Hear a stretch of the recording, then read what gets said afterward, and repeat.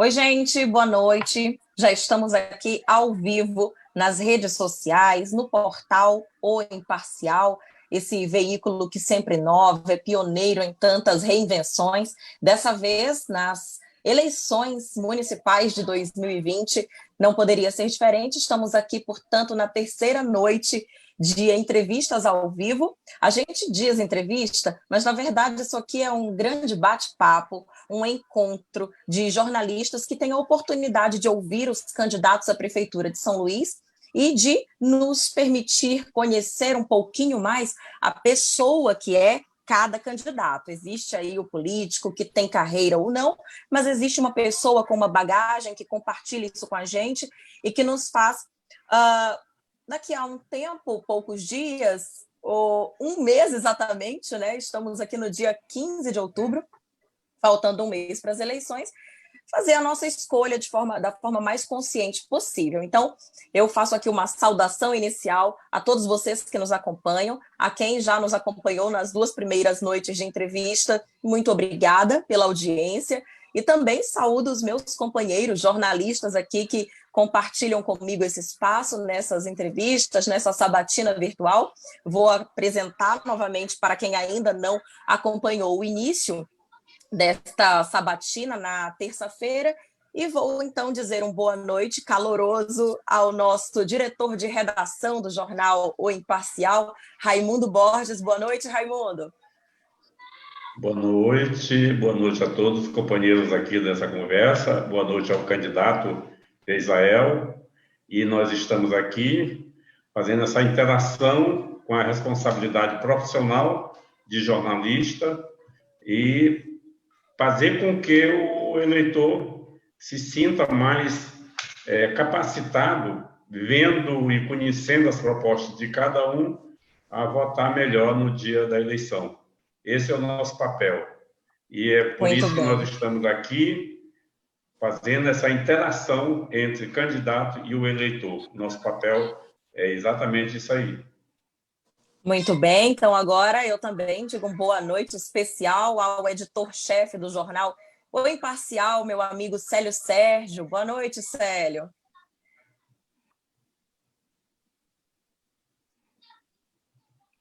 Célio, o áudio. Boa noite, Dalma. E colegas, né, que hoje nós somos um colega jornalista aqui com a gente, né, o Israel, aí também é do meio, né, e a gente espera, mais uma vez, levar a nossa mensagem, a mensagem do candidato, aos nossos leitores, internautas que estão nos assistindo nesta live mais uma vez. É um prazer tê-lo aqui com a gente. Muito bem, boa noite. Boa noite, então, especial também para o nosso amigo colunista, que é titular do blog do Clã, que tem seus espaços no Jornal Imparcial e ainda apresenta um programa de entrevistas na TV Guará, Os Analistas, meu amigo Felipe Clã. Boa noite, Felipe.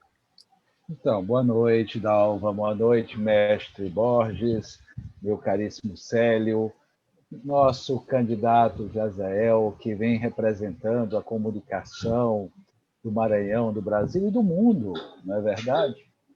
Colocar da importância, né, e do retorno, principalmente, que viemos tendo esses 2 dias, a partir de que começou essa live sabatina, com um agradável bate-papo e troca de ideias, opiniões, né? Às vezes apimentadas, às vezes não.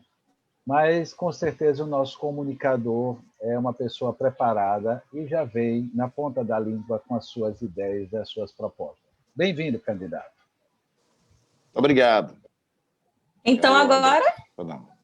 Então, Geisel, agora eu ia dizer uma boa noite. A gente já até falou um pouquinho antes de entrar ao vivo para todo mundo, né, nas transmissões todas diversas, mas eu quero dizer novamente uma boa noite especial para você. Estamos aqui entre pares.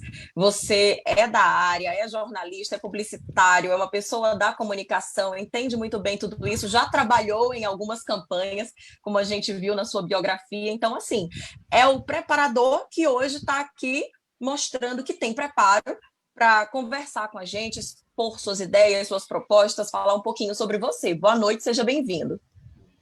Boa noite, eu quero agradecer a oportunidade. tenho aproveitado todas, porque o nosso partido não tem tempo de televisão para propaganda eleitoral, então eu fico feliz em poder participar de forma democrática dos espaços que o rádio, a televisão, né, o jornal, agora através da internet também. Então, eu quero agradecer Célio, né, agradecer ao Raimundo Borges, Felipe Clã, e a você, Dalva, e ao Imparcial pela oportunidade que a gente tem de conversar nesta noite. Agradecer a todas as pessoas que estão nos assistindo aí nas plataformas digitais. Pois, muito bem, vamos então começar aqui. Eu preciso só falar algumas informações para que as pessoas que estão nos acompanhando saibam. Primeiro, essa nossa transmissão, esse nosso bate-papo aqui, ele também é comentado online, de forma virtual, instantânea, no Twitter. Lá tem todos os pontos principais dessa nossa conversa, estão sendo expostos lá também, replicados lá também. Nós estamos ao vivo tanto no Facebook do Jornal O Imparcial, que tem mais de 248 mil seguidores, quanto no portal O Imparcial Online, que reúne aí diariamente aproximadamente 8 milhões de acessos. Temos aqui uma oportunidade grande e importante de visibilidade para os nossos candidatos. A gente tem aproximadamente 1 hora para bater esse papo, e quando a gente estiver se aproximando do fim, eu vou aqui apenas mencionar, mas não é algo engessado, a gente não pretende fazer aqui algo tão cheio de regras. Vamos debater, vamos conversar e apenas seguir aqui uma ordem, seguir um fluxo. Geisael Marques, para dar o start a essa nossa conversa, eu preciso te perguntar aqui com o bom humor que lhe é peculiar a seguinte questão. Você vem aí de uma escola da comunicação, desde pequenininho, foi picado lá atrás pelo vírus do rádio, se apaixonou. E agora eu te pergunto, quando foi, Geisael, exatamente que você sentiu a picada de outro vírus? O vírus da política. E te perguntar se esse vírus contagia ou contamina, porque você vem trabalhando já na sua campanha aquela coisa de não ser político, né? De combater os políticos tradicionais. Então, fala um pouquinho para a gente sobre esse chamado e que político não político você pretende ser. Vamos lá, de trás para frente. Não é que eu não queira ser político e nem eu combato a política. Então, essa é uma diferença que a gente precisa fazer, muito importante, porque eu não criminalizo a política e nem sou daquele de apregoar que todo mundo que está na política é ruim. Ao contrário, não existe caminho para a gente encontrar soluções para os problemas da sociedade que não sejam a política. Se alguém descobrir algum outro, me avisa aí, porque eu não conheço. É a política o caminho. O problema é como nós temos algumas pessoas caminhando nessa política, ainda que sejam maioria, mas a gente tem gente boa, sim, dentro da política. E, na verdade, todos nós somos políticos, todos nós fazemos política, nem sempre a política partidária, mas o ser humano é um ser político. E, às vezes, a gente não consegue se identificar dessa forma, mas a gente faz política dentro de casa, na escola, no trabalho. E mesmo quando você se identifica com a política, no momento em que você se identifica com ela, na verdade, você já vinha fazendo ela há muito tempo. E é isso que eu percebi, né? Desde os 17 anos, quando eu trabalhei na minha primeira campanha política, eu sempre gostei muito disso, do envolvimento em si. Mas eu acho que, a partir do instante que eu comecei a conhecer muito mais dos problemas da sociedade através da nossa profissão, do jornalismo, foi que eu vi que eu poderia dar uma contribuição muito maior a partir da minha formação como gestor, a partir da minha formação como jornalista. Acho que tem uma bagagem de conhecimento da cidade, inclusive, maior do que qualquer outro candidato, não pela política em si, mas pelo jornalismo. Acho difícil algum deles conhecer a cidade e os seus problemas mais do que eu. E digo especificamente problemas das comunidades, problemas das periferias, não só por ser oriundo da periferia, mas também pelo exercício do meu trabalho. Então, o que eu busco combater é a forma como alguns fazem a política e não a política. Eu não sou apolítico e nem quero ser visto como alguém de fora da política. Nós todos estamos inseridos nela. A diferença é a forma como a gente decide caminhar. E aí, nesse aspecto, eu tenho partido para alguns embates. As pessoas podem até não concordar comigo, mas eu vou manifestar minha opinião e espero que as pessoas possam compreender e defender o meu direito de ter essa opinião contra a forma como alguns caminham na política. Muito bem. Agora eu já passo o microfone, a palavra, para quem geralmente abre aqui as nossas perguntas mesmo, as nossas questões todas, e chamo ele, Raimundo Borges, para a sua primeira pergunta. Olá, Israel Marques. Eu gostaria de saber, inicialmente, para a gente começar esse bate-papo, que candidatura é essa que está saindo às ruas, sem tempo de televisão, sem tempo de rádio, para propor as suas ideias e também, eu acredito, sem dinheiro de fundo partidário? Como é possível fazer uma campanha num ambiente tão adverso, nesse momento em que há regras estabelecidas pela Justiça Eleitoral de distanciamento do candidato, do eleitor, embora isso não esteja sendo cumprido a regra, mas há sim a determinação, a proibição de aglomerações. E como você tem conseguido passar por essas situações e transmitir aos seus eleitores as ideias sobre a eventual chegada à prefeitura da capital maranhense? Preciso dizer, em primeiro lugar, que aquilo que era considerado impossível nos tempos antigos, hoje é possível.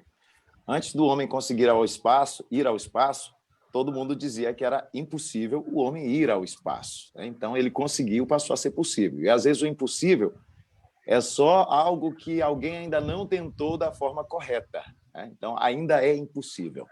Eu não acredito que seja impossível a gente vencer essa eleição, mesmo diante dessas adversidades e das dificuldades já elencadas aí por ti. Eu preciso só fazer uma correção em relação à questão de recurso.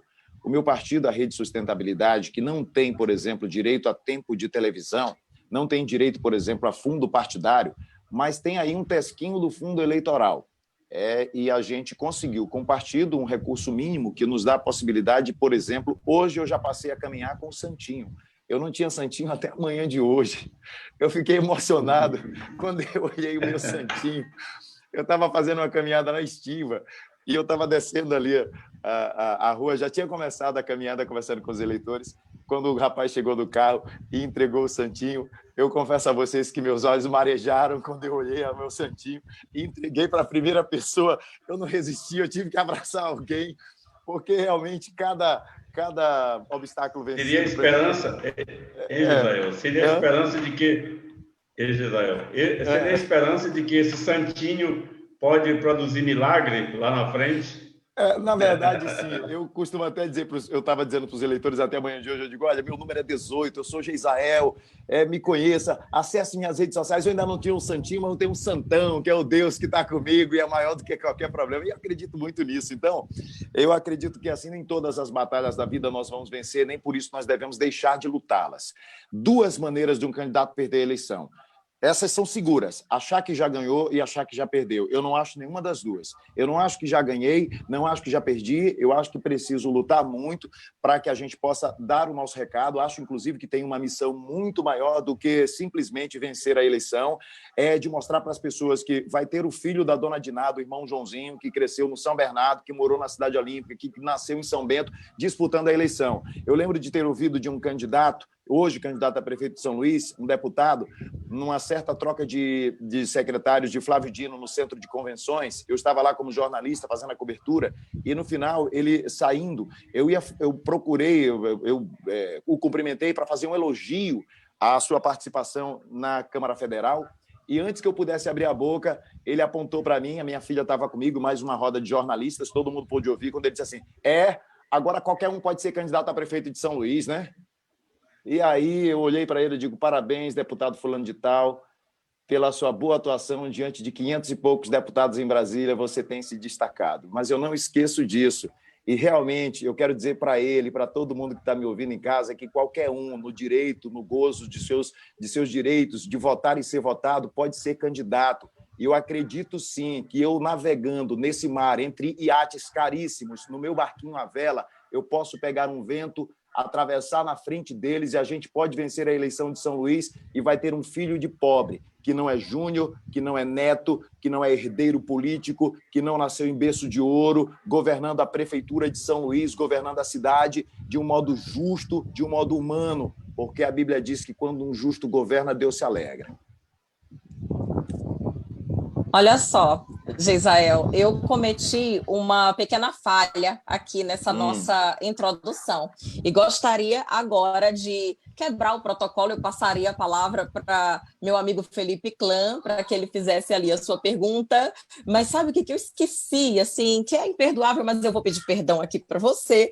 Eu esqueci de ler a sua biografia, Geisael. Tá, e aqui tem umas informações muito interessantes que realmente as pessoas precisam saber muito, embora algumas delas já tenham sido ditas aqui nessas nossas perguntas. Então, eu vou passar a biografia agora, tá bem? Clã, um instantinho, tá bom? Olha só, gente, Geisael Marques, candidato a prefeito de São Luís pela Rede Sustentabilidade, na 18 de abril de 1979, em São Bento, na Baixada Ocidental Maranhense. Geisael de Jesus Pacheco, conhecido como Geisael Marques, inclusive já eu quero saber melhor esse apelido, esse nome artístico, é casado, pai de um casal de filhos, é radialista, jornalista, formado em rádio e TV em nível técnico pelo SENAC, graduado em Tecnologia de Gestão Empreendedora pelo Unicelma e bacharel em Comunicação Social pela Faculdade Estácio São Luís, tendo sido reconhecido no ano de sua formatura como melhor aluno de toda a instituição. Olha só que moral o Geisael ali em 2005, né? Em 2017, recebeu da Câmara Municipal o título de cidadão ludovicense, filho de Diná de Jesus Pacheco e Apolinário Sodré, morador do Anjo da Guarda, porém, sua grande referência e sua consideração paterna é pelo padrasto João Ferreira de Araújo, que o criou. É apresentador de TV, locutor publicitário, já foi blogueiro e ministrou cursos e palestras sobre comunicação. Geisael casou cedo, aos 19 anos, e deve comemorar em dezembro próximo 22 anos de casamento. Com o ingresso na vida empresarial, resolveu buscar formação na área da administração e se graduou em tecnologia de gestão empreendedora, como a gente também já mencionou. Este aqui é um pouquinho da trajetória, essa aqui é um pedacinho da trajetória de Geisael Marques. E agora sim, Felipe Clã, por favor, sua primeira pergunta. Eu gostaria de interromper, Oi. por favor, só para fazer uma pequena correção. Em relação ao ano da minha formatura em comunicação social, foi 2015, não 2005, mas eu já vi essa informação equivocada em algum outro lugar. Eu não sei se foi no Rumbora Marocá, e eu pedi que eles corrigissem. Eu não sei só, eu não sei por que saiu 2005. Essa biografia que a gente lê aqui, ela vem das assessorias dos candidatos. Então, o release ele está aberto aqui. Eu acho que foi daí, mas 2015. Mas eu preciso fazer essa correção. 2015, tá? Me formei em comunicação. 2015, prontinho. Isso. Felipe. Tá bom. Eu queria lhe pedir a gentileza de manter essa hierarquia junto aos meus chefes, né? Mestre Borges sempre primeiro, e meu chefe Célio também, e que a gente mantivesse, né? E Célio estivesse fazendo, apesar que está aqui na pontinha da língua uma perguntinha bem afiada para o nosso candidato, que é altamente preparado. Célio, por favor, continue.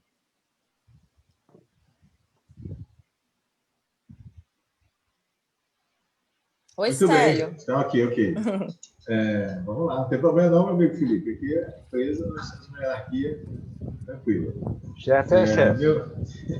Meu amigo Geisael, admirado pela coragem de enfrentar essa batalha, né, que é uma disputa eleitoral.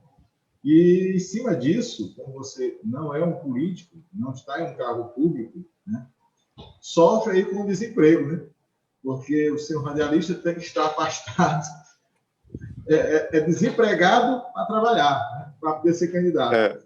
Então, eu queria que você justificasse isso para os seus amigos aí, essa situação que fica para um companheiro que trabalha na comunicação, né, que é obrigado a se afastar do trabalho para poder disputar uma eleição, enquanto que os seus outros colegas aí que estão disputando estão lá, né, dentro de seus cargos públicos, recebendo seus salários. Então, essa falta de isonomia, eu vejo nessa situação, se isso reflete, né, nessa sua candidatura e atrapalha, logicamente, porque você não tem nem recursos, né? Deve ter de alguma outra forma, mas fica complicado.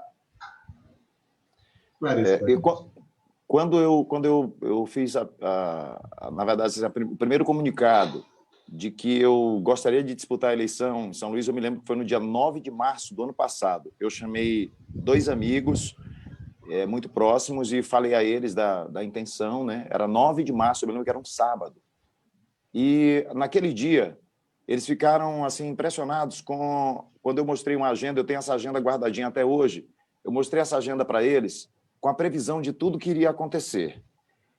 E eu disse, olha, assim que eu lançar meu nome como pré-candidato, eu não tinha nem partido ainda. Eu falei, vou ser demitido da Difusora, vou ser demitido do Maracap, esse serviço bem aqui eu vou perder, esse cliente bem aqui não vai mais gravar comigo, isso aqui vai acontecer, e a gente só saiu definindo prazo. Eu digo, eu acho que isso aqui acontece até o meio do ano. Aí um deles, mais sagaz, disse assim, eu acho que não dura 2 meses. Acertou, miserável, como diz aquele meme, né?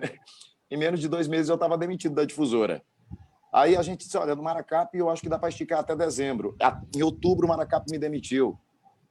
E assim, não foi pelo período eleitoral, já foi em consequência da minha decisão de sair como político. Só que a partir daquele instante, o que eu passei a fazer? Gente, se eu quero gerir a minha cidade, eu tenho que saber gerir a minha vida. Então, a partir daquele instante, eu comecei a fazer um caixa para que eu pudesse atravessar esse momento sem um grande impacto na minha vida pessoal. Todas as minhas contas, tudo aquilo que eu tenho de despesa e de responsabilidade para pagar, eu tenho dinheiro para pagar, porque eu me programei para isso. Não está entrando nada, só está saindo, mas eu tenho dinheiro para pagar as minhas contas. Então, essa foi uma coisa que eu soube fazer para que, nesse momento, eu tivesse pelo menos a tranquilidade de não estou ganhando dinheiro, mas não vou ficar devendo ninguém, não vou ficar devendo uma conta de água, não vou ficar... Aliás, água, energia, qualquer conta, vai. Eu estou falando aqui genericamente, tá? De modo que uma das coisas que eu critico justamente na política é a forma como o sistema todo foi construído. O sistema foi construído para barrar gente como eu. O sistema foi construído para barrar gente como o Chiquinho da Nova República, para barrar gente como Dona Lúcia do Andiroba, para barrar gente como a Larissa, lá do Angelim. São pessoas comuns, pessoas simples, como a Dona Dalgisa do Tirirical, que não tem poderio econômico, não tem sobrenome importante. E num momento como este, onde você tem 6 deputados disputando a prefeitura de São Luís, nenhum precisa sair do seu cargo, continua fazendo campanha e sendo deputado, recebendo todos os privilégios, utilizando até os próprios funcionários do seu gabinete, que são pagos com o seu dinheiro, para fazer campanha. Enquanto isso, Geisael está sem emprego. Não sei se consigo voltar ainda a trabalhar se, porventura, não for eleito prefeito, porque parece que quando você entra para a política, e nós temos outras experiências de amigos, de colegas de profissão, parece que você fica sujo de lama. Ninguém mais quer te ter na frente da televisão, ninguém quer mais te ter no microfone de rádio. Então, por isso, a minha decisão ela é uma ousadia tremenda, gigante, mas eu não tenho medo disso. Não tenho medo porque eu sou filho de pobre, eu não tenho medo de trabalhar. Eu não sei viver só de comunicação, como esses políticos que estão disputando a prefeitura só sabem viver de política. Nenhum nunca trabalhou de carteira assinada. Eu já fui locutor do Som da Rua Grande, eu trabalhei em carro de som em São Bento, eu já ajudei o meu tio Evaristo a vender confecção. Meu pai tinha comércio na feira. Eu sei fazer elétrica residencial, eu aprendi a fazer elétrica de carro, eu sei trabalhar com mecânica, eu sei ser carpinteiro, eu sei ser marceneiro. Eu não preciso me preocupar porque eu sei sustentar minha família com qualquer tipo de trabalho. Meu avô, o senhor Ribamar Barbeiro, lá em São Bento, me ensinou a cortar cabelo. Meu irmão tem barbearia, meu tio tem. Eu posso montar uma para mim, se eu quiser também. Porque eu sei fazer várias coisas, porque eu sou uma pessoa que aprendi não somente viver da política, como, por exemplo, o Neto Evangelista, com 22 anos, já era deputado. Não tem a carteira de trabalho assinada uma vez na vida. Sabe fazer mais o quê? Rubem Júnior, o avô, a mãe, o pai, tudo da política. Será que ele sabe fazer alguma outra coisa? Ah, sou advogado. Beleza, só viveu da política o tempo todinho. Hein? Duarte Júnior, a primeira coisa que teve foi o governador que botou ele no PROCON. Será que sabe trabalhar? Será que sabe trocar pelo menos um pneu de um carro? Hein? Tá entendendo? Tá esse. Braide, o primeiro emprego que teve foi o pai que deu, como presidente da CAEMA. numa negociação em troca de apoio com o pai dele, o governador deu um cargo para ele. É contra esse tipo de coisa. É essa a minha crítica à política. Sabe por quê? A política ela é desigual. Dizem que qualquer um pode concorrer. É mentira. Repete as injustiças da sociedade. Os partidos grandes têm muito dinheiro, os partidos grandes têm muito tempo de televisão, os partidos pequenos têm pouco dinheiro, têm pouco tempo de televisão. Ah, mas é por causa da formação da Câmara Federal. Sim, mas aí mesmo é que você cria uma barreira. Porque quanto menos recurso eu tenho para disputar a eleição, menos chance eu tenho de vencer. Então, quem tem mais chance de vencer sempre vai ter mais deputados, sempre vai ter mais recurso. É injusto. A política, ela repete as injustiças da sociedade. Os ricos sempre têm possibilidade de ganhar mais, os pobres sempre se ferram. Olha, isso aí. Eu achei que a Pimentinha ainda viesse, né? Célio, Clã, Raimundo, e ele que já chegou apimentando tudo. Pode complementar, Célio. Israel, e, claro, você deve continuar a ser eleito, né? Montar a sua equipe, vai buscar profissionais da política para compor o seu elenco de trabalho, a sua equipe de trabalho, ser eleito, ou como vai ser essa composição com o povo, né? Também, pessoas, seus pares, trabalhadores, digamos assim. Como você pensa em formar a sua equipe de trabalho do secretariado? Os políticos aí que vão bater nas suas portas, com certeza, se você for eleito.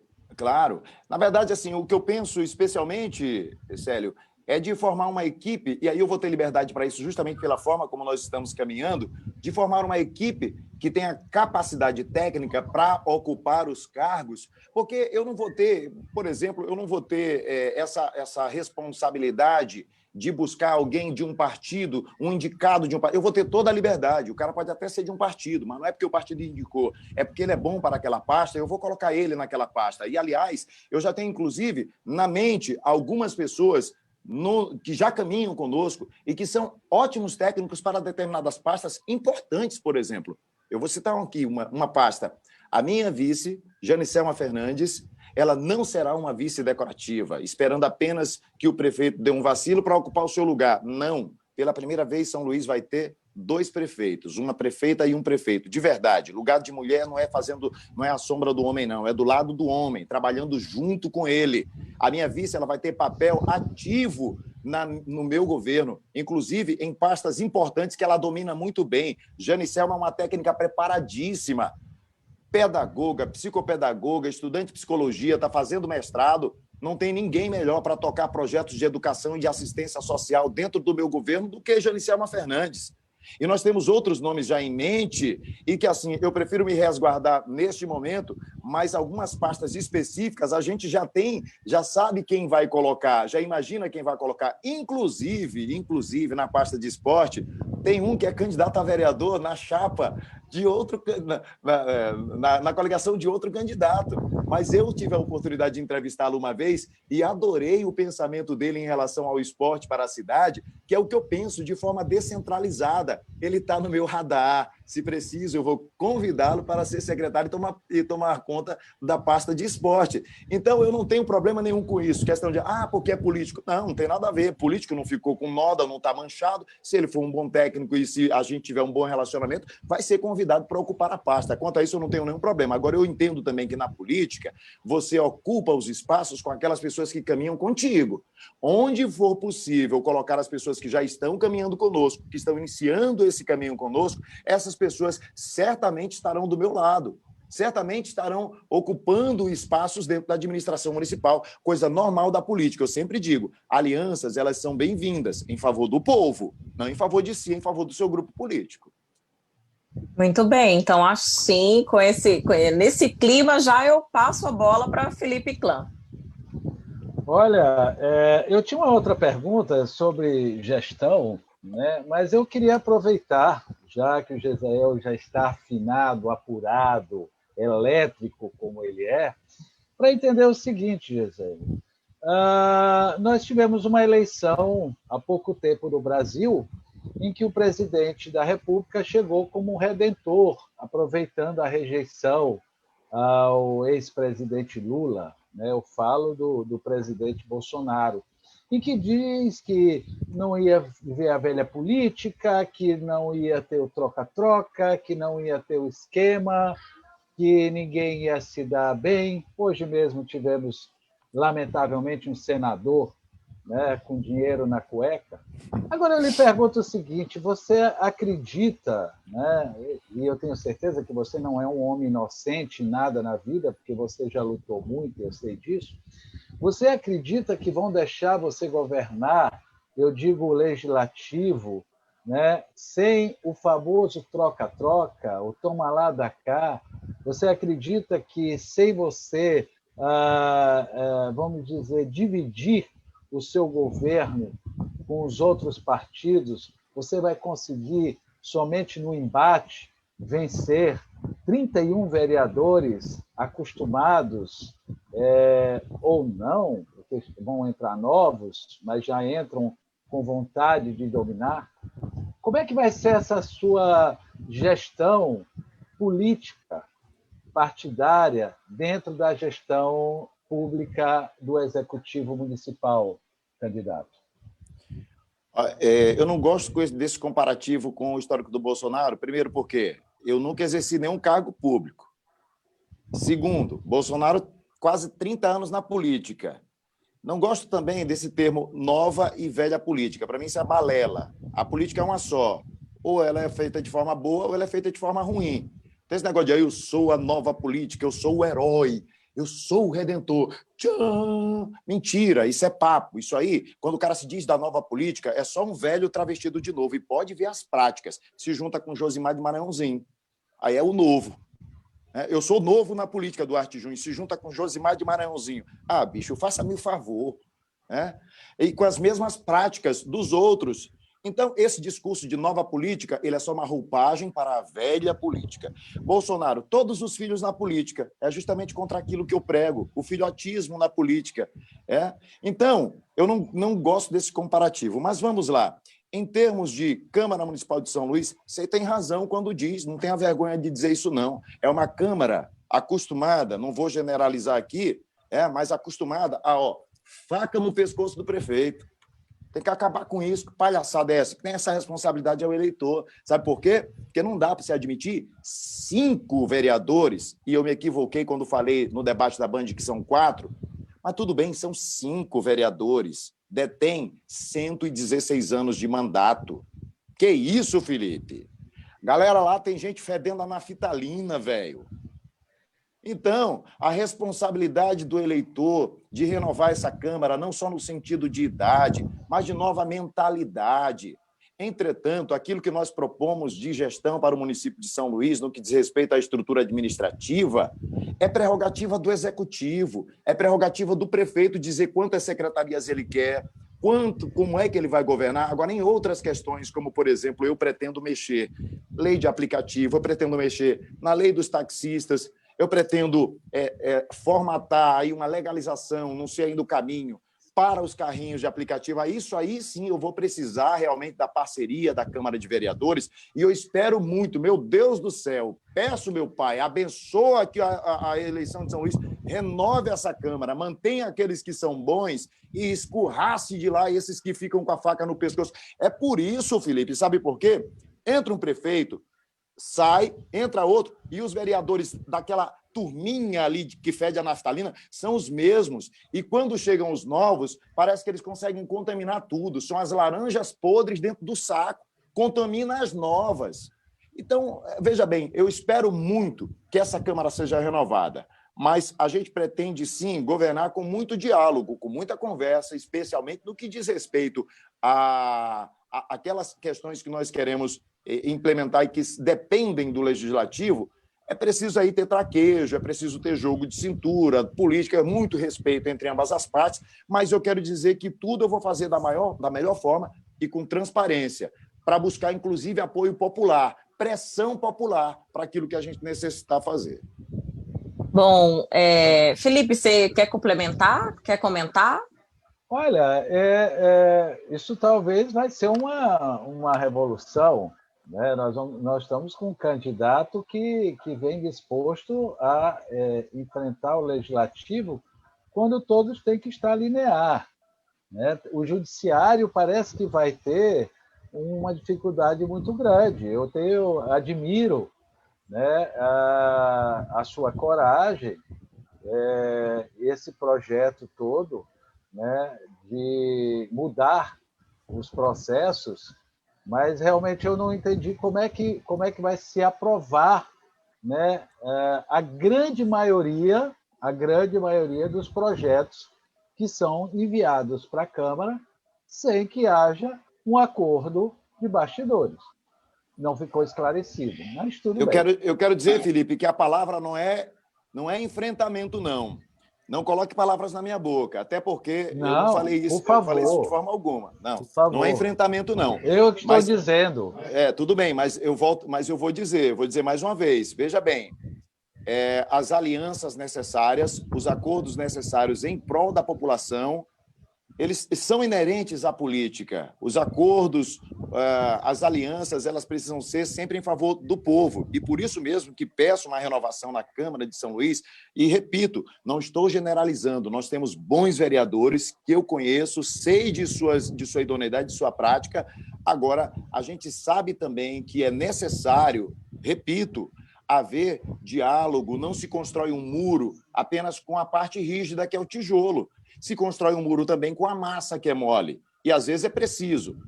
Quando a gente fala de velocidade estratégica, que a gente fala que velocidade estratégica não é só correr, é, às vezes, andar, é, às vezes, parar e, às vezes, retroceder. Tem hora que você precisa ser a massa, tem hora que você precisa ser o tijolo. Isso é uma construção que você vai fazer.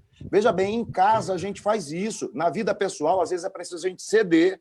Agora, eu não vou, por exemplo, perder a dignidade, não vou cometer improbidade, não vou ir em desacordo com aquilo que eu acredito, em nome de qualquer coisa, em nome de nada. E Dalva, eu queria entrar nessa conversa. Pois não, à vontade. Bom, eu queria entrar mais direto na questão administrativa, que ele é um candidato a prefeito, obviamente, de uma cidade enorme, de mais de 1 milhão de habitantes, cercada de problemas de toda a natureza, de bairros periféricos que ele diz conhecer muito, conhece mesmo, tem muita vivência e tem muita experiência nessa área de periferia. E eu queria saber de Israel, candidato a prefeito de São Luís, o que ele pretende fazer com essa base de conhecimento, com esse banco de informação natural que ele adquiriu na sua vivência, nas suas atividades profissionais, com essa população pobre, com a população que está desempregada, com a população que está vivendo a crise da Covid-19 e com a população que está com muita desesperança sobre os políticos. Diretamente, eu queria que você falasse como é que você vai governar uma cidade nessas circunstâncias, porque vai ser uma eleição histórica para uma governança histórica. A partir de 2021, os novos gestores municipais talvez vão encontrar as maiores dificuldades de toda a história do Brasil. E é isso que eu gostaria que o candidato dissecasse com maior detalhamento essas propostas que ele tem para essa realidade que eu estou expondo. Vamos lá. É bem verdade que, a partir de 2021, além dos problemas e das dificuldades habituais que os municípios já enfrentam em termos de recursos, em termos de governabilidade, em termos de investimento, em termos de obras, nós teremos aí esse adendo, né, o pós-pandemia, onde nós temos problemas econômicos, problemas de arrecadação gerados a partir da queda no consumo, na produção, etc. Dinheiro público não dá em árvore, é oriundo dos impostos que todos nós pagamos. E eu quero dizer que o nosso plano de governo é o único que prevê, por exemplo, um enxugamento inteligente da máquina pública. Por exemplo, nós temos hoje 33 no total de órgãos, secretarias, autarquias e fundações, enfim. E nós temos no nosso plano de governo a diminuição para 19. sem que a gente diminua a prestação do serviço dessas secretarias que podem ser extintas ou que serão agregadas a outras secretarias. Nós vamos criar um PROCON municipal, que São Luís não tem, e fazer 5 subprefeituras. Esse é um dos pés do nosso tripé de descentralização, sustentabilidade e participação cidadã. Muito bem. E aí, nesse aspecto que você toca de conhecimento das áreas, das áreas periféricas, da zona rural de São Luís, dos bairros, das comunidades, eu quero dizer que o pé, participação cidadã, ele é importante não só no quesito de o cidadão participar fiscalizando, mas participar efetivamente. Vou dar um exemplo aqui a você. Eu fui na Rua da União, no Residencial 2000, encontrei com a dona Maria Bernarda. Há um tempo atrás eu fui no Residencial 2000, não tinha asfalto na Rua da União, não tinha asfalto nas outras ruas, está tudo asfaltadinho, um asfalto todo novinho que botou agora no último ano de mandato o prefeito Edivaldo. Eu disse para a dona Maria Bernarda, a senhora está contente com o asfalto na sua rua? Gostou? Está bacana, porque eu fiquei feliz em ver. Ela disse, meu filho, eu preferia do jeito que estava. Eu digo, como assim? Se eles tivessem resolvido o problema da falta d'água. Ou seja, a prefeitura não ouve as pessoas, a prefeitura não ouve o cidadão. Desde a época de Jackson Lago, que ele fazia a reunião de orçamento participativo para que o cidadão efetivamente participasse e dissesse quais eram as prioridades do bairro, que a gente não ouve mais falar nisso. O candidato Eduardo Braide agora fala em orçamento participativo, mas eu quero saber um cidadão, uma cidadã, que me mande um e-mail, uma foto de uma reunião de orçamento participativo quando esse moço foi secretário de orçamento participativo do prefeito Castelo.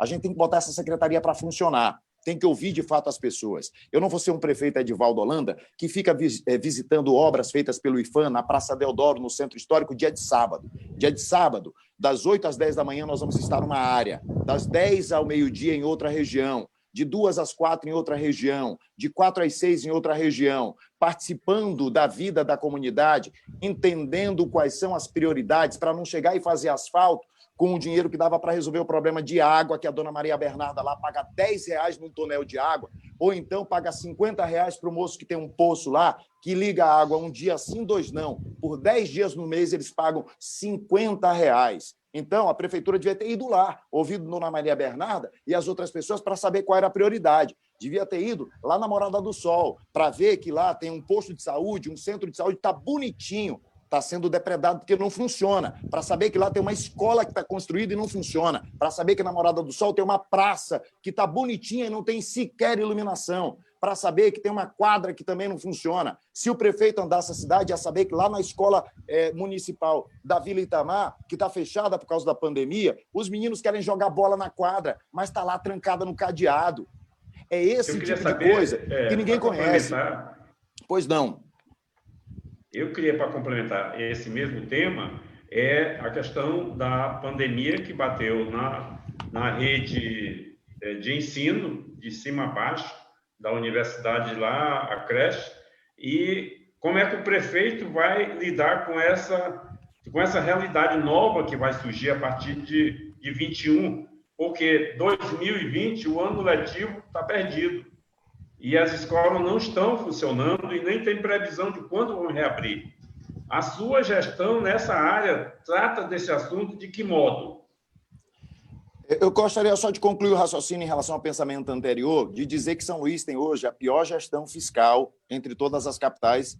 Isso é um levantamento feito pela Firjan, porque arrecada mal e gasta mal. Eu, por exemplo, quero fazer concurso público para aumentar o número de a guarda municipal. Como é que eu vou fazer isso se a folha de pagamento do município está no limite da responsabilidade fiscal? Eu preciso arrecadar mais, não cobrando mais imposto, mas arrecadar melhor. A gente tem distorções fantásticas na administração de São Luís, como uma Secretaria de Fazenda, que é órgão arrecadador em qualquer lugar, aqui é também órgão pagador. Em vez de se preocupar em melhorar a arrecadação, está preocupada com o empreiteiro batendo na porta para receber fatura.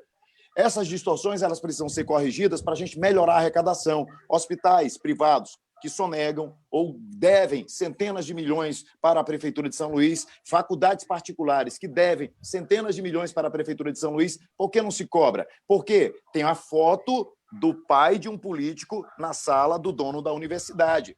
Bicho, vamos parar com essas relações promíscuas. E aí é por isso que eu digo, filho de rico vai governar por rico. Vai governar para o seu grupo político. E nós temos no nosso plano de governo pequenas intervenções que geram economia em diversos pontos. Desalugar prédio privado que está alugado para funcionar órgão público, enquanto tem prédio público desalugado, desocupado. Vamos tirar essa despesa.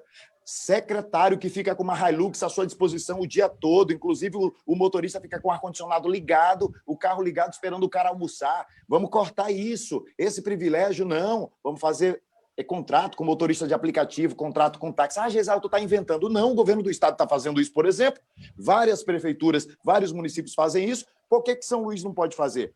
Nada do que eu digo é impossível, nada do que eu digo não foi feito. Só está faltando aplicar aqui em São Luís. Criar um centro administrativo, colocar o máximo de órgãos nesse centro administrativo para você gerar economia em diversos pontos. Tem diversos pontos que a gente precisa mexer para gerar economia e aí a gente inverte a lógica que existe hoje em São Luís. A gente gera um pouquinho mais de receita e aí, com isso, o percentual que está comprometido, ele cai. Aí você abre espaço para você, por exemplo, conversar com professores, aumentar a quantidade de guardas municipais. Agora vamos à questão da educação. Muito bem. Eu acho que a Prefeitura de São Luís hoje está super feliz com a situação atual das escolas. Não vou dizer com a situação da pandemia em si, que eu não seria louco de falar uma bobagem dessa. Mas veja bem, com as escolas hoje sem funcionar, não precisa complementar um monte de obra, pequenas intervenções nas escolas para poder funcionar. Mas veja bem, o próprio governo do estado está dando uma aula aí, mantendo os alunos da rede estadual estudando através da internet. Cria-se mecanismos com os instrumentos modernos e atuais que nós temos. Por que se não se copia isso? Não vamos inventar nada. Vamos pegar o que está sendo feito, o que está sendo colocado em prática e que está dando certo, e vamos colocar. Agora, para isso, tem que ter vontade, tem que ter coragem, tem que ter atitude para fazer. Não dá para o cara ficar de trás do gabinete esperando agora somente os 2 últimos meses de mandato para poder entregar a bomba na mão do próximo prefeito e dizer não é mais comigo. É responsabilidade tua, Edivaldo. 2020 está perdido para os alunos, cara. Olha só, candidato Geisel, as suas palavras são sempre cheias de energia, palavras mesmo enérgicas, há um entusiasmo, há uma entrega. Eu lhe pergunto o que lhe faz ser tão impulsivo e se na sua autoavaliação, convidando aí a uma reflexão, essa coisa da intolerância e de falar mesmo, sabe? E não aguardar para falar, cobrar, enfim, é bom para um gestor. Olha, é difícil a gente fazer essa avaliação da gente mesmo, né? Eu não sei dizer se isso é bom para o gestor, mas o que eu sei dizer é que a minha missão, ao disputar uma eleição, é exatamente ter o palanque, é exatamente ter os espaços para dizer isso, além do que eu já dizia no programa de rádio. Eu quero abrir os olhos das pessoas para uma realidade que muitas vezes ela fica atrás dos panos. E por que ela fica? Por causa da cultura política. Nenhum deles tem coragem de dizer isso, nenhum deles tem coragem de desnudar. Então, a minha missão é maior do que vencer essa eleição, é plantar uma semente. Dalva, quando você vai num quintal de alguém, quando eu vou na zona rural, eu gosto muito de estar pegando manga verde para comer com sal. Então, tem um pé de manga, eu vou lá, pego e ainda peço o salzinho na casa lá. Mas eu não sei quem plantou aquela árvore, eu não sei. Mas a semente foi plantada por alguém. Mas eu estou comendo um fruto de algo que eu não sei quem plantou. Eu estou plantando uma semente. Isso pode dar um fruto daqui a alguns anos que as pessoas sequer saberão que fui eu que plantei essa semente. Então, veja bem, eu não me arrependo nem um pouquinho de dizer o que eu digo. Eu sempre fui assim na televisão, já, inclusive, perdi emprego por causa disso, já fui demitido por dizer coisas que o patrão não queria que dissesse e eu gostaria de dizer, e já que eu não podia dizer, eu pedi para sair, por respeitar a linha editorial da emissora. Então, nós estamos plantando uma semente que ela já dá frutos. Vou dar um exemplo aqui para você. Quando nós construímos a nossa candidatura, eu e Janicelma Fernandes ao meu lado, a partir dali, vários candidatos para contrapor ao meu discurso de que são ricos, filhos de políticos, decidiram colocar mulheres ao seu lado, mulheres negras da periferia, para contrapor, diz, olha como eu sou bonzinho, eu estou com um pobre aqui do meu lado. Eu estou com uma mulher aqui do meu lado. Olha como eu sou bonzinho, eu estou com uma mulher aqui do meu lado. Ou seja, de qualquer maneira, nós já contribuímos para uma mudança.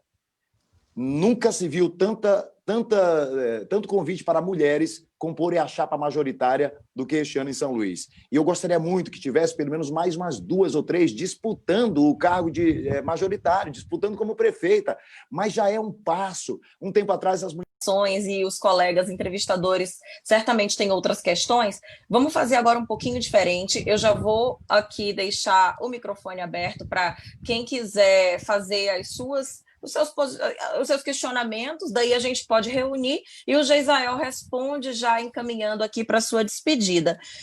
Lembrando, pessoal, que essa nossa live, esse nosso bate-papo vai ficar disponível no nosso portal, também nas nossas redes sociais, ao término. E aqui, Geisael, uma informação que, assim, é justo, é importante e necessário que a gente deixe muito claro. Você fez diversas considerações, citou vários nomes e acho que a terceira entrevista, a gente não experimentou isso nas 2 primeiras entrevistas com os outros 2 candidatos, o candidato Iglesio e o candidato Neto Evangelista. Portanto, pessoal, se alguém necessitar se manifestar diante de alguma colocação do candidato Geisael, nós de O Imparcial claramente estaremos aqui para ouvir, desde que seja defesa ali e não um ataque. Afinal, temos aí visto muitas demonstrações de produções feitas a partir de gabinetes de ódio. Agora sim, abro o microfone para os meus colegas e pergunto, meu amigo Borges, Célio Sérgio, Felipe Clã, quais questionamentos a gente já pode fazer aqui nessa etapa final da nossa transmissão? Quem começa? Posso começar? O Felipe, que falou menos, ele poderia já fazer o seu questionamento aí. Agora, o Geisael só teria que, sem nenhuma restrição ao que ele falou, ser um pouco conciso em razão do tempo, né? Senão vai extrapolar o espaço que a gente tem. Tá bom. Escute o mestre. Viu? Mestre Borges. Mestre Borges. Eu vou fazer um composto, mestre Borges, aqui para o nosso candidato, em 2 sentidos. Com certeza, ele, como quer ser gestor, ele deve ter estudado esse plano diretor que foi apresentado e não foi aprovado, não foi à frente, com tantas denúncias de esquemas, né, que foi colocado pela imprensa e por vereadores que parece que não participaram da grande reunião. Eu pergunto o que o senhor mudaria no plano diretor? E aproveitando também, aí vem o marco do saneamento.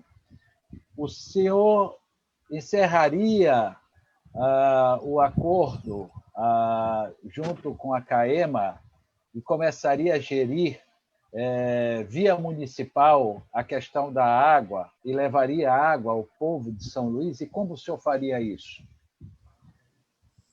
Em relação ao plano diretor, nós temos também algumas distorções, como, por exemplo, mexer no tamanho da zona rural. Eu vou usar mais uma vez o exemplo de um local que eu fui na zona rural e as pessoas pagam uma taxa de energia maior porque é considerado zona industrial. Então, a taxa de energia que as pessoas pagam, ela é maior. A gente precisa corrigir isso. Se você já teve a oportunidade de ver o plano diretor, é uma bíblia, é impossível, inclusive termos técnicos horríveis para a gente compreender aquilo. Eu precisei de um advogado para ficar me orientando, para me dizer, olha, isso aqui quer dizer isso, quer dizer aquilo. Então, mas a principal crítica que eu tenho em relação a essa questão da zona rural, a questão do zoneamento. Eu tenho uma crítica em relação a isso. Em relação à CAEMA, eu mudei um posicionamento meu que eu tinha, inclusive do início da campanha, a partir de uma reunião que eu tive com o pessoal do Sindicato dos Urbanitários, e assinei, inclusive, um compromisso em defesa da CAEMA. E acho, sim, que aí no meu plano de governo tem, inclusive, a presença de um grupo de controle para a gente trabalhar com a CAEMA. Então, assumir o compromisso de defender a CAEMA, de defender que ela permaneça, inclusive, a partir do marco de saneamento, que ela tenha condições de disputar para continuar prestando o serviço, até pelo papel social, que eu já destaquei certa vez, que a CAEMA, mesmo com todas as críticas que eu tenho, e são inúmeras à CAEMA, eu acho que a CAEMA deve permanecer, e mudei isso, não tenho vergonha de dizer que eu mudei meu posicionamento em relação a isso. Então, a gente já passa aqui para os nossos 2 outros colegas, entrevistadores. Eu falo aqui, eu vou encerrar como... Pode ser, Então, vamos lá. A pimentinha que está ardendo aqui na ponta da minha língua, né? Eu vou querer saber se você já convidou o doutor Iglesias para sua equipe de governo no programa de televisão, né? Já convidou várias pessoas dentro em várias entrevistas, com principais convites abertos assim. E você falou criar o PROCON municipal. O Duarte Júnior vem aí ele como um PROCON estadual. Você convidaria o Duarte para fazer parte da sua equipe do PROCON municipal, por exemplo? De jeito nenhum. De jeito nenhum. Com todo perdão, é que eu vou pedir ao Duarte, mas de jeito nenhum. Não quero o Duarte na minha gestão, não, nem a pau.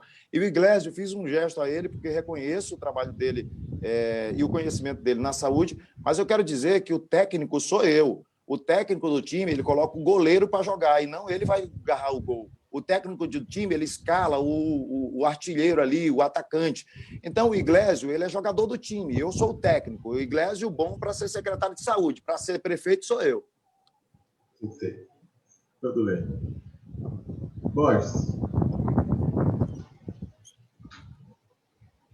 Olha, para encerrar rapidamente, eu queria perguntar ao Geisael sobre a situação hoje do país, que se vive ideologicamente dividido, é esquerda para um lado, direita para outro, e é uma guerra entre esses dois lados ideológicos. E, além de, entre os dois segmentos, tem um centrão aí que está dando as coordenadas tanto no Congresso como no governo do presidente Bolsonaro. Eu queria saber do Geisael em que posição ele se coloca caso seja eleito prefeito da capital. Como é que ele vai lidar com essas duas situações aí ideológicas? E como ele se posiciona em relação à questão ideológica também? É de direita, é de centro ou é de esquerda? Na gestão municipal, isso aí não cabe. Eu não vou para a rua perguntar para o sujeito: tu votou no Lula, no Dilma, no Bolsonaro, que aí eu asfalto ou não a tua rua. Eu ficar na porta da escola dizendo: ei, teu pai é de direita ou de esquerda? Ah, meu pai é de esquerda. Não entra aqui para estudar. Não existe isso. Gestão, ela é focada no cidadão. Não interessa se ele é preto, branco, de esquerda, não interessa se é mulher, se é homem, se é LGBT, não interessa. O serviço público ele tem que funcionar para todo mundo. Se eu for eleito prefeito, eu vou querer parceria do Bolsonaro, vou querer parceria do Flávio Dino para eu fazer uma boa gestão. Eu vou buscar com os dois. Então, eu separo completamente isso. Gestão é uma coisa. A gestão da cidade, ela não tem lado. Ela não quer saber se o sujeito é de direita ou de esquerda, e o prefeito também vai governar para todo mundo. Agora, a minha posição pessoal, durante muito tempo, eu fui confuso, porque em algumas questões, se eu discutir contigo, tu vai dizer assim: Geisael é de esquerda. Em outras questões, se eu discutir contigo, tu vai dizer assim: Geisael é de direita. Mas certa vez, conversando com o Egberto, que inclusive é do PCdoB, eu digo: Egberto, me ajuda aqui, me diz o que eu sou, se eu sou de esquerda ou sou de direita. Vamos conversar aqui a respeito de alguns temas. Ele disse: Geisael, tu não é nenhum dos dois, tu é um social-democrata. E depois eu fui, inclusive, procurar a estudar para entender mais. Eu defendo muito as questões sociais, que aí o pessoal é uma pauta que é muito mais defendida pela esquerda, etc, etc. Outras questões, como, por exemplo, eu sou cristão, eu sou de igreja evangélica, então algumas questões, algumas pessoas podem me ver mais como conservador e vão pensar que eu sou de direita, mas não sou. Eu não sou nem de esquerda, não sou de direita, mas eu defendo muito as questões pessoais, eu defendo muito as políticas afirmativas, eu defendo muito as questões ambientais. Então, eu prefiro me encarar como uma pessoa que defende aquilo que é certo, aquilo que é correto. Eu sou um social-democrata, que estaria ali mais para o centro e um pouco progressista e tal. Mas eu não gosto dessa divisão, desse binômio. Isso é burrice, não existe só esquerda e não existe só... Aliás, não existe só esquerda e direita. É besteira isso. Agora, Geisael, antes da gente encerrar, eu lembro aqui de algumas polêmicas, digamos, ao vivo, nos programas e assim que você apresentava, e algumas dessas polêmicas envolvendo a sua opinião pessoal a respeito da criminalidade, dos criminosos e do que fazer com esses criminosos. E São Luís experimenta uma onda de violência muito grande, né?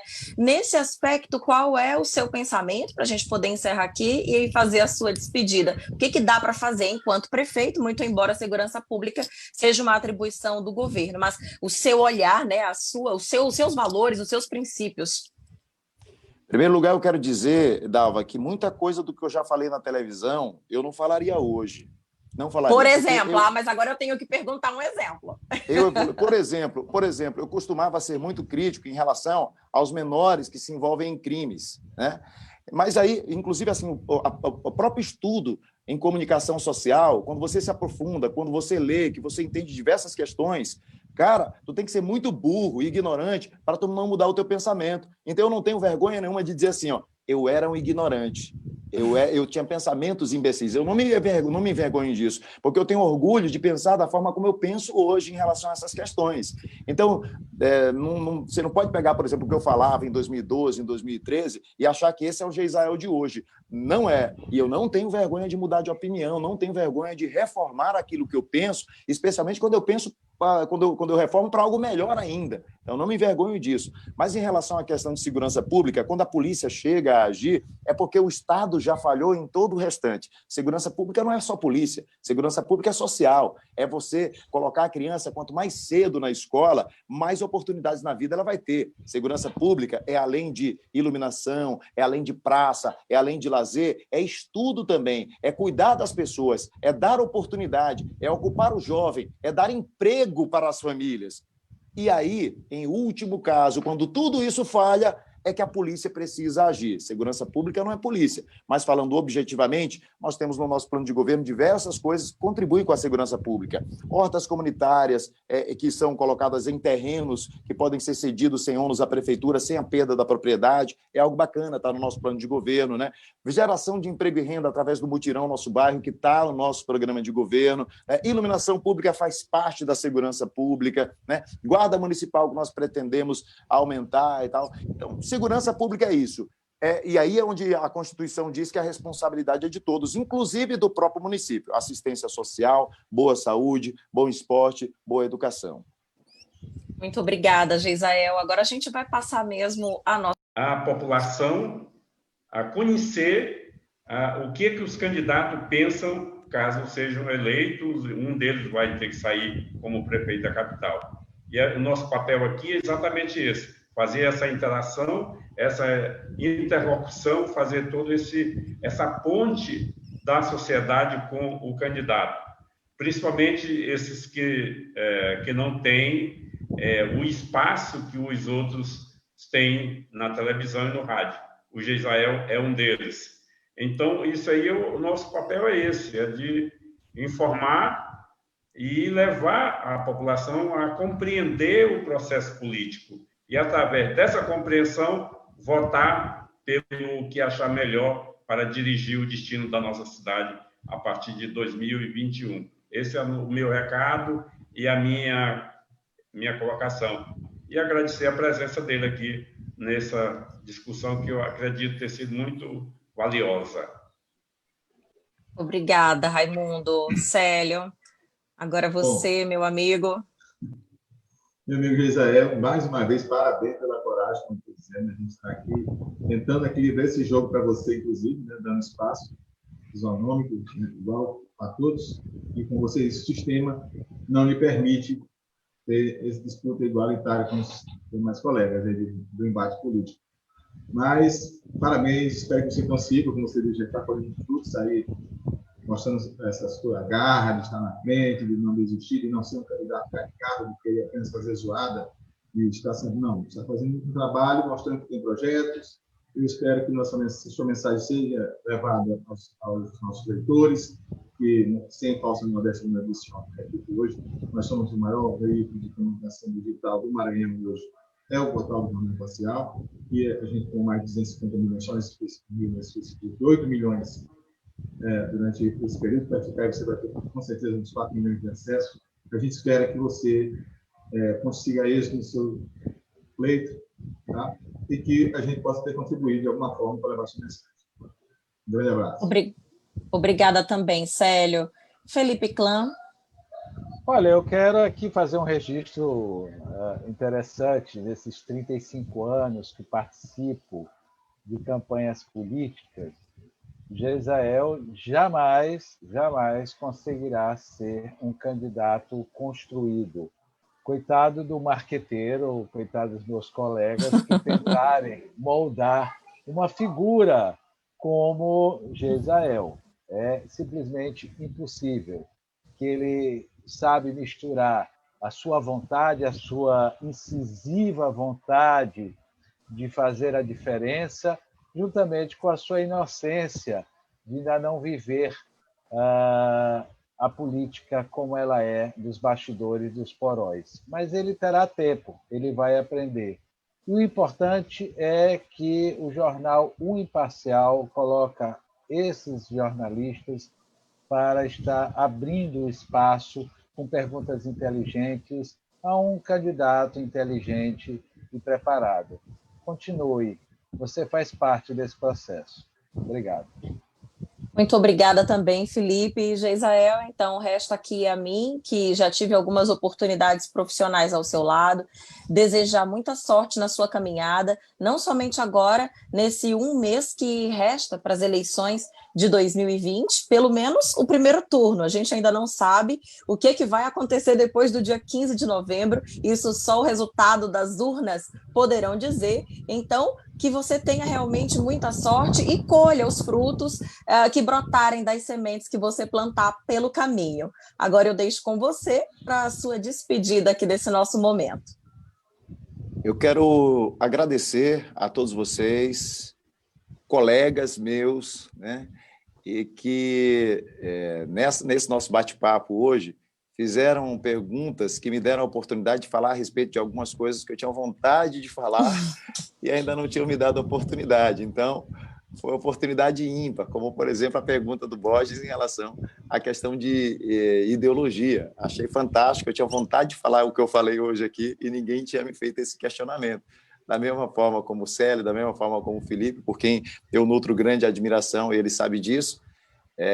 Queria aproveitar, já que nós estamos aqui entre pares, e agradecer também diretamente a todos os meus colegas da imprensa, que, veja bem, sem vocês, eu não teria tido a oportunidade de repercussão de alguns temas importantes que eu gostaria de que as pessoas soubessem, e me foi aberto espaço, às vezes sem tempo, inclusive, para responder a todos os colegas, a todos os jornais, a todas as questões, em face da dificuldade realmente de estrutura de pessoal, inclusive. Outro dia que eu vim ter um amigo, um colega para me ajudar na assessoria de imprensa, o Janilson, que eu agradeço muito, mas a todos os meus colegas blogueiros, aqueles que já escreveram uma vez a respeito da nossa candidatura, que deram a oportunidade da gente se manifestar, que falaram a respeito de algo que nós dissemos em uma entrevista. Eu quero dizer a todos os meus colegas da imprensa que eu sou muito grato a todos vocês. Obrigado, Jornal Pequeno, Jornal Imparcial, obrigado, TV Mirante, obrigado, Rádio Mais FM, a difusora que me abriu alguns espaços também, a Rádio Nova, enfim. E para eu não ficar aqui citando todo mundo e ser injusto, eu quero agradecer a todos que abriram espaços, esses são importantes. E hoje eu vou fazer minhas considerações de um jeito diferente, já que estou falando com todos vocês. Eu quero pedir o apoio dos meus colegas de imprensa na urna, na hora de votar. Borges, lá na urna é só você e sua consciência e o tecladinho. Dalva, você também. Felipe Clã, eu sei que o teu coração bate vermelho, mas na urna seja verde, viu? Olha, Felipe. Não, amigo, não me inclua nesse comunismo, não. Por favor. Gentileza, né? Não bote palavra na minha boca nem no meu coração. Não sou comunista, não sou socialista, não sou de esquerda, não sou de direita. Estou brincando sou, contigo, sim, Felipe. Um cara que conhece a política sei disso. E sabe muito bem que sei disso. Essa ideologia Estou brincando contigo, país. Felipe. Estou brincando contigo. E quero pedir ao Célio também, já que eu citei o nome de todos. Na hora de votar, não precisa dizer para ninguém, não. Aperta o 1, aperta o 8 e depois confirma. E boatos, viu, Felipe, de que na hora que confirmar, que eu apareço, não vai fazer o barulhinho da urna, não. Eu apareço na tela dizendo assim, ó, é Mara, é da gente. E Geisael, obrigado, só para encerrar. Obrigado. Dalva, só para encerrar. Vamos lá, Felipe. Só para encerrar, o nosso amigo aqui, Motense, o coração é vermelho. Tem uma faixinha preta. Mas aí está aí um coração vermelho, meu caro Borges. Viva o Motoclube! Viva o Motoclube! Viva! Só na camisa, Felipe Clã. Bom, meus amigos. Obrigado, gente. Então é nesse clima aqui descontraído que a gente encerra mais uma rodada de sabatina virtual. Muito obrigada a vocês aqui pela companhia em mais esta noite.